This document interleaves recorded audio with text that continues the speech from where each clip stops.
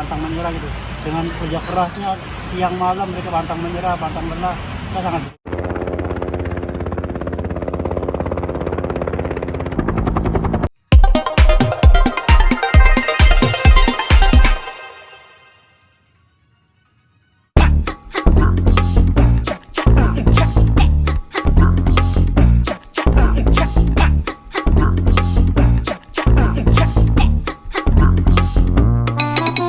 lagi ya. Peggy, gimana setelah bebas nih? Apa sih yang diinginkan? setelah bebas ini alhamdulillah sih untuk selanjutnya saya ingin fokus buat kedepannya Lebih baik lagi ya. Apa ini nggak sih? Sempet kaget nggak sih waktu itu di mana adanya? penangkapan. Iya. Ya kaget sih, sangat kaget sekali karena saya kan bertanya-tanya kenapa saya dibawa. Dan waktu itu saya juga di Bandung di rumah majikan saya. Gitu ya. Sekarang ngapain lagi nih ke depannya? Untuk ke depannya setelah ini. Untuk kedepannya sih ya pengen kembali melanjutkan pekerjaan, kumpul bersama keluarga dan kembali melanjutkan cita-cita. Setelah bebas itu kemana aja? Selama bebas sih ya alhamdulillah kegiatan diundang ke sana kesini. Nah, bang, soal hukumnya gimana, bang? Ya, Soal hukumnya. soal hukum ya kan dalam putusan pra peradilan Peggy Setiawan ini kan dinyatakan batal tersangkanya tidak sah sehingga sekarang bukan lagi tersangka gitu.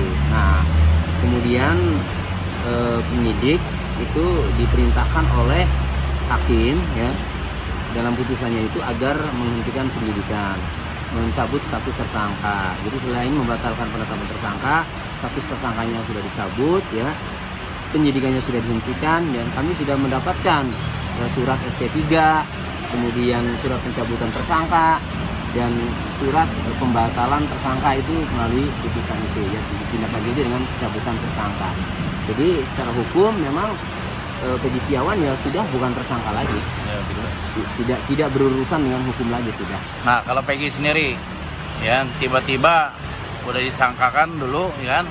Tiba-tiba ada yang membela nih, pengacara tanpa dibayar, gimana? Ya itu saya sangat bangga terharu sih.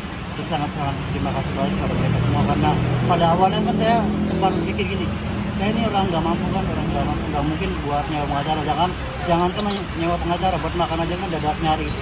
Jadi setelah saya tahu bahwa ada orang-orang baik ini yang mau sukarelawan membantu saya dengan orang-orang hebat, dengan pantang menyerah gitu, dengan kerja kerasnya siang malam mereka pantang menyerah, pantang lelah. Saya sangat berterima kasih banget sama mereka. Bahagia mungkin saya tidak bisa membalas mereka melalui materi, tapi insya Allah saya bisa membalas mereka dengan lewat doa. Semoga yang di atas juga membalas kebaikan mereka semua. Nah, ketika di dalam Peggy, ya, ada dengar berita-berita dan ada pengacara mau ini bantu Peggy gimana? Iya. Awalnya kan waktu dalam saya sama sekali tidak tahu dunia luar. Setelah saya tahu dunia luar itu dari orang-orang yang baru masuk, rekan-rekan yang baru masuk. Nah, mereka bercerita nih, kamu hebat lagi karena kamu katanya di luar itu banyak yang dukung kamu, termasuk banyak juga pengacara-pengacara yang bagus, pengacara-pengacara yang luar biasa yang mau dukung kamu sukarelawan, yang berbayar bahkan menyentuh angka yang nyampe 60 lebih lah katanya gitu kan. Ya saya bahagia sih, saya tuh mesti nggak nyangka aja. Memang dia saya sempat bertanya-tanya, sempat tidak percaya. Namun setelah saya cross check keluarga, nah, pada akhirnya kan benar, keluarga mengiyakan dia gitu. Nah, abang sendiri kenapa mau bantu Peggy? Iya. Kalau saya secara pribadi ya, setelah melakukan penelusuran, jadi awalnya gini, majikannya Peggy Setiawan ini, majikannya ibunya ya, jadi ibunya Peggy Setiawan ini kerja di pengacara namanya Ibu Yanti. Nah, ketika Peggy ini ditangkap, Ibu Yanti itu sempat meminta saya untuk membantunya menjadi kuasa hukum Peggy Setiawan.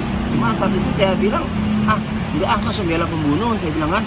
Enggak bang, ini bukan pembunuh. Ini Peggy pada saat kejadian itu berada di Bandung.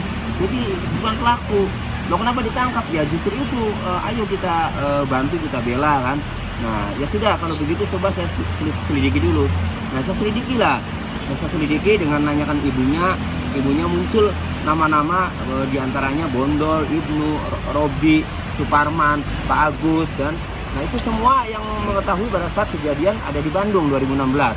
Termasuk Pak Agus, pemilik proyeknya, terjadi studi bangunan di sana. Nah setelah saya mendapatkan keterangan semua, saya mulai yakin bahwa memang Peggy Setiawan ini bukanlah pelaku.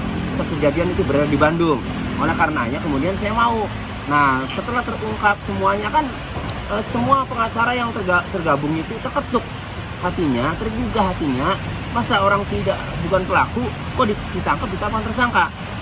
Itu akhirnya rame lah, berangsur-angsur, jadi dari mulai tadi ya sedikit akhirnya jadi banyak, dan totalnya itu ada 70 pengacara itu. Nah, jadi saya tergugah ya hati saya ketika saya dengan keyakinan saya dan saksi-saksi alat bukti yang ada, Peggy Setiawan bukanlah pelaku dalam peristiwa pembunuhan Vina Eki itu, namun ditangkap ya, kemudian ditahan. Maka bagaimana caranya agar Peggy Setiawan ini mendapatkan keadilan? Itu alhamdulillah ya, berdasarkan putusan peradilan pada tanggal 8 Juli 2024, Peggy Setiawan penetapan tersangkanya dinyatakan batal tersangkanya dan tidak sah. Kemudian Peggy Setiawan dibebaskan.